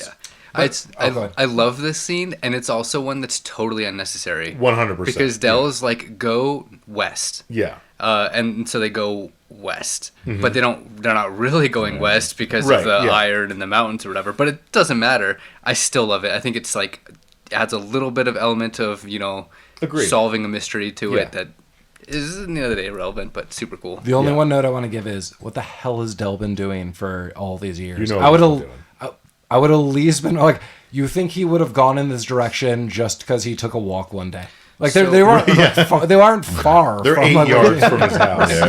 So, I think That's later true. we'll kind of. I think later we can touch into this a little bit more. But I think the reason that DB Cooper picked Del is because he's the kind of guy who just wants to hang out in the forest for 30 years. Yeah. Well, I think for the past at least 290 days, he's been looking through the binoculars at Earthchild. Because you can see their downstairs. You can't see the the downstairs. downstairs. But he was surprised you could see the downstairs. Yeah, he was surprised about that, yeah. But you Dude. could see the downstairs. In my notes, I have jojosdownstairs.com, and I have no idea what the fuck it meant until you just fucking said that. No, so the downstairs is a recurring joke. JoJo's downstairs is actually part of a conversation they had the first night they went camping. They were kind of reminiscing about each other's exes. They were ragging on Seth Green a little bit about one of his girlfriends who had goofy eyes. And he was like, well, at least I didn't date a carny. And he's like, I never dated a carny. And he's like, yeah, it was JoJo. He's like, how do you know about that? It's like, Oh, it's because okay. of JoJo's Dude, I had this in my downstairs.com. notes, and I was like, I'm not going to bring this up because I'm not really sure what the fuck it means. I've seen this movie too many times to be able to recall that. Clearly. Jeremy, this is another thing your wife's like, what's going on here? She is on jojosdownstairs.com right now. Yeah. She's like, what the fuck is that? Jeremy's taking a weird turn. He's got imaginary friends, podcast. He's into online porn searches and craft beers. She doesn't think we're real, does she? It's every Saturday. No, she thinks I'm insane. know it. Well, and I am a little bit. That's You guys are my imaginary friends. we know. Well, we get in the shootout, and basically Dell's like, I'll take care of this. You run off. And Dell is just like a tank. He just takes out 2 guns, starts shooting. Yeah. He's a crack shot. These guys are worthless. They run off. Yeah, they pussy out real fast. Yeah, well, their 4-wheeler blows up. Yeah, well, and yeah. they just fuck off. Yeah. But so he comes out with a 6-shooter. He takes 4 or 5 seconds to pull it out of his holster Yeah. and point it. They've been shooting this whole time. Yeah, they've got, like, they've got ARs or machine whatever, guns. yeah. They just stop for no reason and then get shot, and then they run away. yeah. Yeah, it's weird. Yeah. Yeah, but so as the boys are running away, not the rednecks, they fall into a pit that contains DB Cooper. A very dead DB Cooper. That is correct. Yeah. And we realize that he broke his legs upon the fall, and he has burned the money to stay warm. And they take meaning out of this that he wanted to burn all of the money because living was more important than any of that. Guys, being alive is the treasure. Is that, There it the is. actual quote? Yes, it is. Oh, So- man. No, it's This- not quite that bad. Well, I okay, don't I'm think, but maybe paraphrasing. I'm sorry. But... Being alive, that's the treasure. Okay, so I was pretty fucking close. Yeah, being alive. This that's scene, though, is totally realistic as to what could have possibly happened DB Cooper to is DB Cooper. a corpse in the woods with Totally broken legs. could actually, like, he could be out. His corpse could be out there in this same scenario right now as we speak. This demise of this character is very, I don't want to say Twilight Zone, Tales from the Crypt for me. Oh, the skeleton. Yeah. Yeah. Like I could Yeah. definitely see someone being like, I want to rob something and I'm going to do this and I like the world owes me, but the end resolve is you have to burn the money to stay alive or whatever it is. Like you'll get Yeah. your instant karma. I like it. It is sad, but that's what we're told. And then boom, they're out of the cave. And then there's the sheriff. Well, there's a huge Yeah, scuffle. there's a huge beforehand. gun battle between the Oh, rednecks. yeah, duh. Yeah, the rednecks find them in the pit. But so who's Dax Shepard? No, Seth Green is not in the pit. Dan. Yeah. Yeah. Dan makes his way out because he doesn't like small spaces. Oh yeah, he burrows like a little gopher. but he takes one for the team. He throws like a gopher, like Caddyshack. Yeah, It took a lot of encouragement to get him to it go did. there. Yeah, they had to pep talk him a bit, but he gets out. So yeah, when the rednecks are like shooting into this pit, he fucking beans them with a tree, or like a big branch. Or Yeah, whatever. good for him. And they both fall down. This is a power move. I would have done everything that I could have to do the exact same. I would have gone for the DB Cooper was the only one who was harmed during that. That's correct. Yeah. Well, now Everybody we else see is the like, I'm sheriff. fine. Yeah. So there's this big tussle, but then the sheriff shows up, and they're all like, "Oh, fucking finally!" Sheriff Hank. From earlier, yeah. They're like, "Good. These guys they're running a pot farm. You got to get us the fuck out of here." And he's like, "Yeah, I know about all of this. It's my pot farm. They work for me. You guys are fucked." Dun, dun, dun. Dun dun dun. Yeah. So we get a little twist there, and I love this scene. So during kind of the scuffle, there are some weapons available, and Jerry grabs a grenade. Yeah. And this is a baller move. Yeah. So he stands in You got to commit, though, when you have a grenade. But he did. He does commit, yeah. And I like that how this turns on him. So Jerry Lillard takes the grenade, snaps off the clip, and is like, all right, like, I'm going to throw this at you. We're all dying. And everyone's like, oh, my God. But very quickly, Seth Green and Dax Shepard are like, yeah, we're in this together. And they're like standing next to him. He's like, "Guys, what the fuck are you doing?" He's like, I literally did this so you guys would run off. I'm trying to save you. And they're like, come on, man. It's like, I'm not mind reader. Yeah. Matthew Lillard does this because he feels aimless, that he doesn't have a direction in life. And, you know, he wants his friends to have this. This is kind of the true turning moment. But all the friends clearly are like, dude, you're not going to die for us. We're in it together. I like the scene for a lot of reasons. I like the comedic reasons. I like the friendship reasons. Yeah. I like the reasons, man. But yeah, but it works. He throws the grenade. It gets bounced around a bit. It rolls off into the woods, and the sheriff and the rednecks are like, "Ha! You guys fucked up." I'm like, "Oh, but did we?" And then it goes off and it knocks a tree. The scene of the tree falling onto these guys is amazing. Yeah, it's hilarious. Because it's just like the family when like Peter Griffin from the Family Guy just falls over. There's just like boom. Yeah. It's really quick, and Oh, then yeah. that scene just ends Yeah, right there. and that's it. Yeah. Really quick, and it just cuts right next to the next scene. Literally, right? They're at the police station. Yeah, so Yeah. they're being celebrated that they've apprehended this whole situation, or this ring, and the town's super happy, and everyone's like, "Hey, great job!" I mean, they don't have any money, but they're being celebrated, so that's cool. But we get Dell rolling up, and that's why I noted about the money earlier. That in real life, that it was reported that DB Cooper stole $200,000. Well, Dell gives him a bunch of money. And they go through it, and it really doesn't look like a ton. It looks like I would take that money. Don't get me wrong. Yeah. But it's not just like, wow, like a metal briefcase full of cash. Lamar, you know what I'm talking about.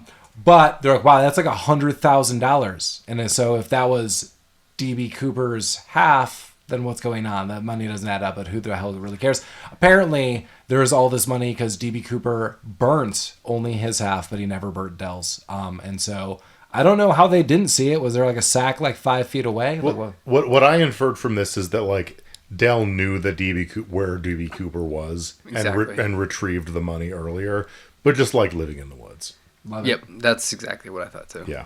Ominous. I can see that. Yeah. But yeah, so they now have this $100,000. But quick sidebar, it is $100,000 in actual cash. So these are $100 bills from 30 years ago. And when you open up that bag, there's like 20s and 5s in there. Well, so whatever. much- This yeah, money but- is unspendable. Like people are, Yeah. if you try to buy something at a store, they're going to think you're giving them Monopoly money. They could use their markers. Yeah. And Get their also, little markers out. all of that money was marked. Like in the real DB Cooper case, Oh, yeah. like they gave him marked bills. So like we would know if that money was ever spent. Which is The why money they is wisely- probably worth more than $200,000. Well, yeah, I mean with inflation, sure, but yeah, Well, yeah, just to, for like, being like, marked in a- bill, like this is the DB Cooper money, yeah, guys. yeah. Like, Well, oh fuck yeah, that's the thing, like, I will buy that for. Yeah, you're not spending this money like that is a collector's item. Yeah. For sure. Which is why, as a group, they wisely give it to Dax Shepard because fuck that guy. Yeah. He screwed him over this entire movie. Let's get that guy in trouble. He spins a lot of tails. Maybe he can find out a way to launder it or have it. Yeah. Well, the nice story at the end is they, you think they're going to divvy up all this money, and Matthew Lillard's like, nah, I'm good. Yeah. I'm going to go back to my job. I'm going to get married. Right. This is worthless money. I don't care about it. And Seth Green is like, nah, I got a profession. And then Dax Shepard. I'm a doctor. Well, Seth Green is like, hey, I owe you $100,000 from the salmon thing earlier. And they all decide that the money could go to Dax Shepard paying off any kind of weird debts and getting his life in order. I kind of dig it. Yeah, for sure. Yeah, that's pretty nice. Yeah, I'm like, I was like, if this is a story about like true friendship and like their friend was still alive, his friend would be like super ecstatic that like this whole adventure like helped this dude like restart his life. Right. I totally love it. So you see that at the end that we get him. What is he doing? Like coaching? A scout leader? He's in the Boy Scouts. Because of the scene earlier where he's like, "Hey, were you a Boy Scout?" He's like, "No, I've never been a Boy Scout, but I ate a brownie once." And now he's a Boy Scout. Yeah. So we got him as a scout leader. Dan is back at Earthchild with the hippie girl. No, so like looking at this, I think they were at the treehouse. Yeah, they show it. Earthchild. Back at a tree. Was it at Earthchild Yeah, or was it at the original childhood treehouse? I Because think it wasn't very tall. It was the original child. I think it was Oh, the child. really? Yeah, it was Yeah. weird Wow. as shit. Yeah, they this go back scene to- was yeah. bizarre. Good call. She gave up on Earthchild. She's like, I don't like shitting in this bag. Yeah, I got a roof over my head in the street. Yeah. This is a way better treehouse than Earthchild. Yeah, it's in the backyard of their dead childhood friend's house. Right. Yeah. So this kid's parents are like, is our kid? I think there's somebody out there. Is our kid's elementary school friend banging a hippie in our backyard right now? And he is. And the answer is yes. And these are just things, if I saw this, I'd be like, this will sort itself Yeah, out. this will be fine. I just if it's here tomorrow during the day, we're gonna have to have a talk, and most likely it's not. So I'm not gonna have to talk to anyone about anything. But now we get to what for me is the saddest part of the movie. Black Betty, Ram Jam. No, before Black Betty by Ram Jam. When Matthew Lillard is like, hey babe, like, oh, I just want to get married to you. Because he spent the whole fucking movie talking about how he hated his job and he just wanted to go surfing. And at the end, he's like, you know what? Fuck my dreams of surfing. I'm going to marry this shitty broad and go back to the job I hate. Well, and that's a little unfair. But is it? Because that's what he did. Well, so no, the idea, the resolution that he came to was that his life was actually fucking awesome. Like, it was good enough. He had a girl that he liked a whole lot. He had a job that satisfied all of his needs and wants. She really liked him, apparently, yeah. She did. So I think you misunderstood the conversation they had at the beginning in the small town when he was like, I'm going to go on a camping trip to find treasure. And she's like, well, I'm going to get my girlfriends and we're going to go find Atlantis. There was actually another line where he's like, oh yeah, well maybe I can use my treasure money to help you buy your submarine. And they were kind of quipping back and forth and it was adorable. But she also broke up with him directly after that. But via answering machine message. Via answering machine. Yeah. But he was gone for days and wasn't answering phone days, calls. Not days. This I don't know. I did not like the resolution of No. He just won her back off of a 5 or 10-second answering machine message, and then she turned around and he's there with the ring and proposes, and she's like, yeah, ignore everything. I'm in. They get married. It seemed that really dynamic of this film was the weakest part. I do want to make note that Colin said something Lamar did was very adorable, and Colin's wife commented, "You have never said anything that I've ever done is adorable."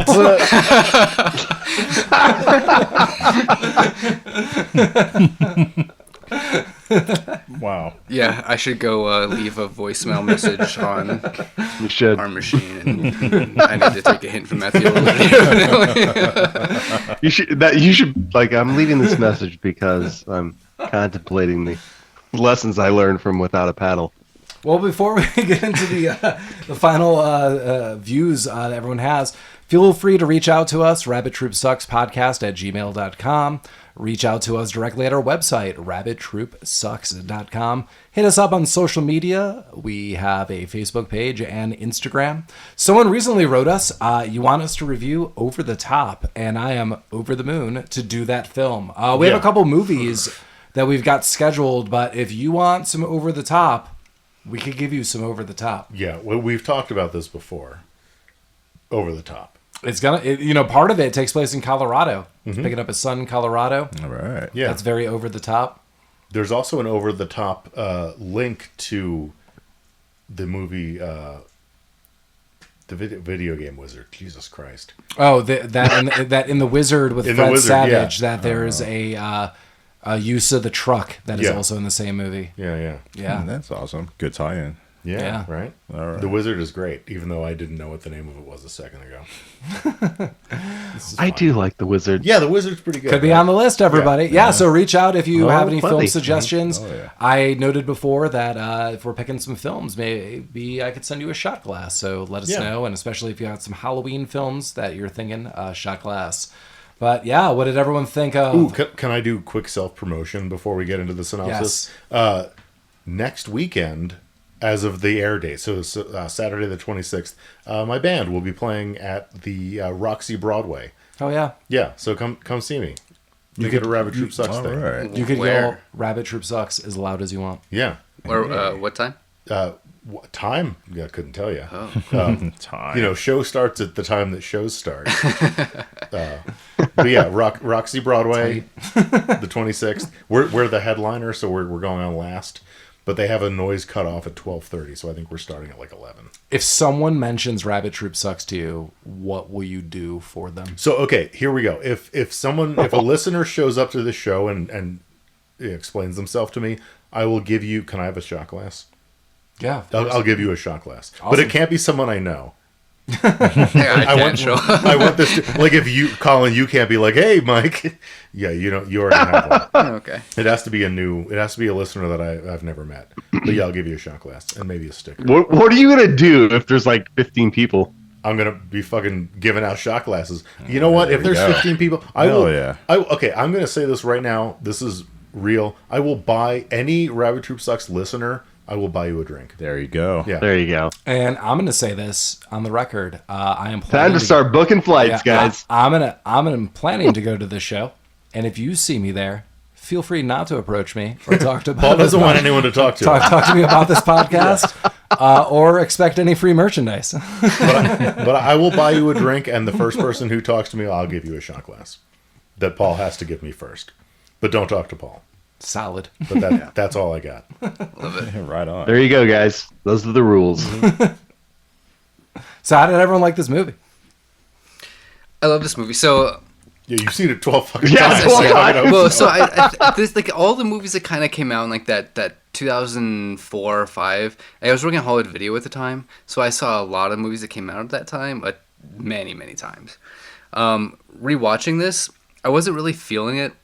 I was really in a mood where I like wanted to not like it, and then as soon as I became cognizant of the fact that it was kind of like slowing down or being not funny, something happened that made me laugh. This movie is very difficult to hate. I absolutely love it. Yeah. I agree with you. You can't go into this movie and be like, I fucking hate this movie. This sucks. Like everything about this, like the character development, like the lessons that you learn, the fact that Burt Reynolds is in it as a cameo. That's Come awesome. on. How could you not like this movie? It's not like, I mean, yeah, it's what I had said maybe earlier. I don't even know if this was recorded, but yeah, this is an entertaining movie. It's all not recorded. like going to win an Academy Award or anything, but yeah, it's a great movie. Yeah. What do you think, Lamar? Entertaining. I echo your sentiments. Just fun, solid movie. Silly adventure comedy. It wasn't offensive at all. I think you guys might have enjoyed it a little more than I did. It probably didn't age well for me. If I went back to 2004 and watched it, I don't even think I would have been laughing hysterically, but I would have found it to be a good comedy. Like today, I found it to be a good comedy. I can get down with it. I'm okay with the cast too. It's really good chemistry between the three members.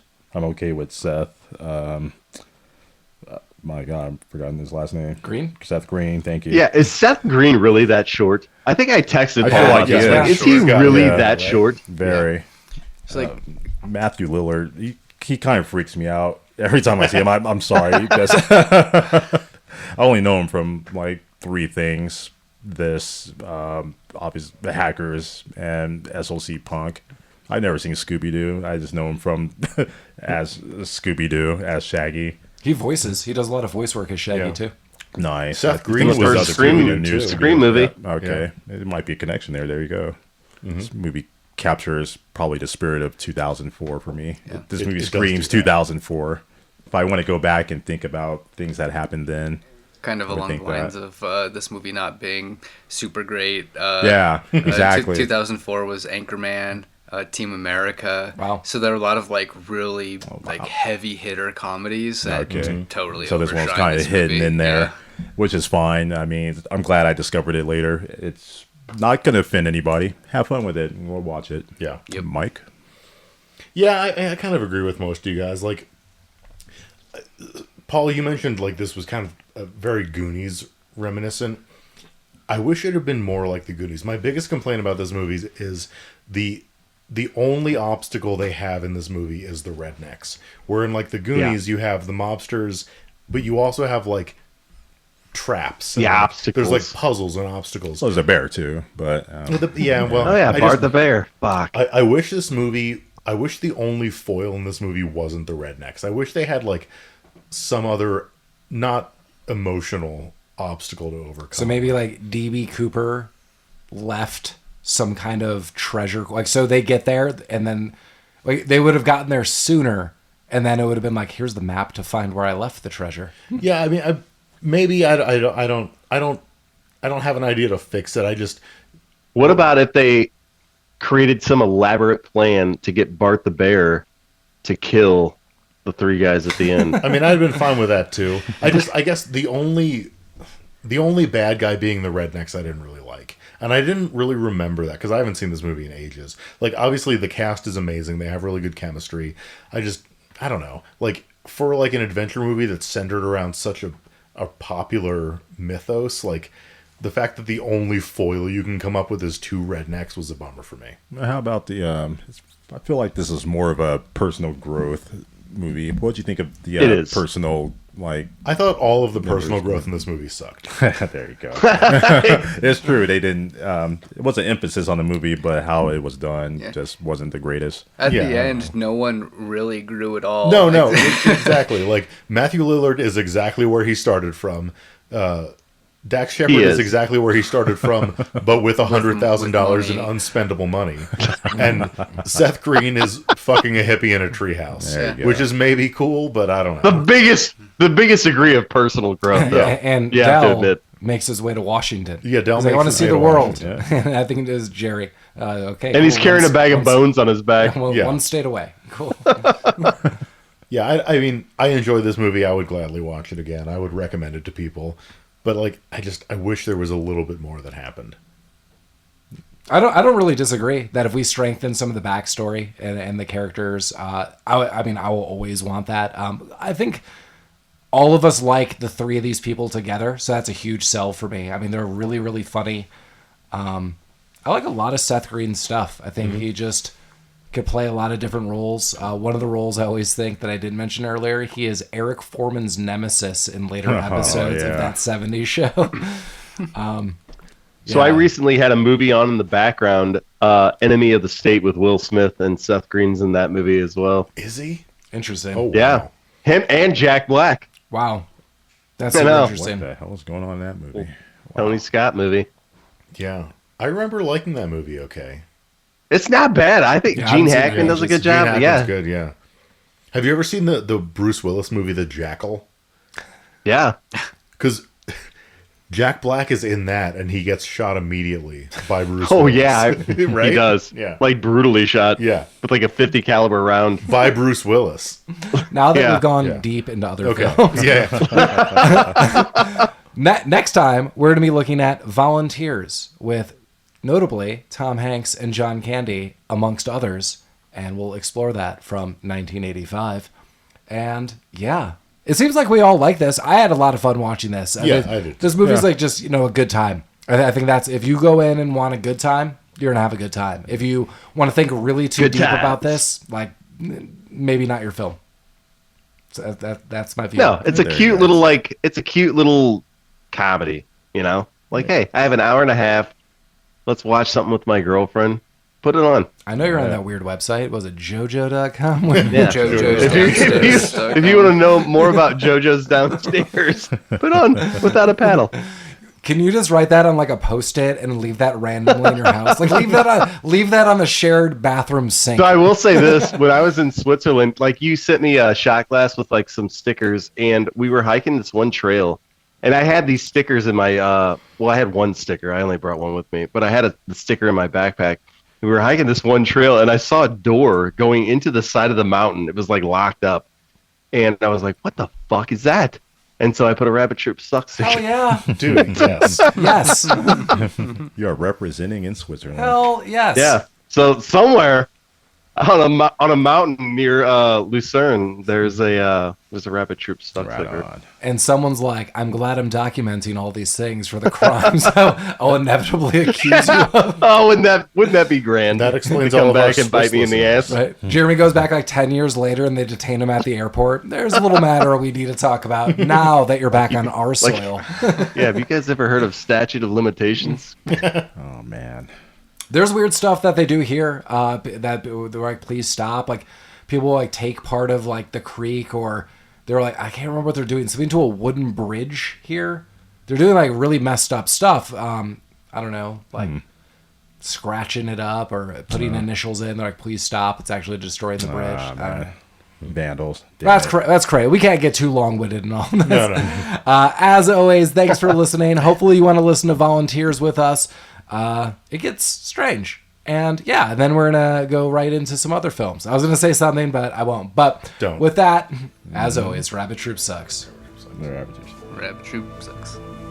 Better.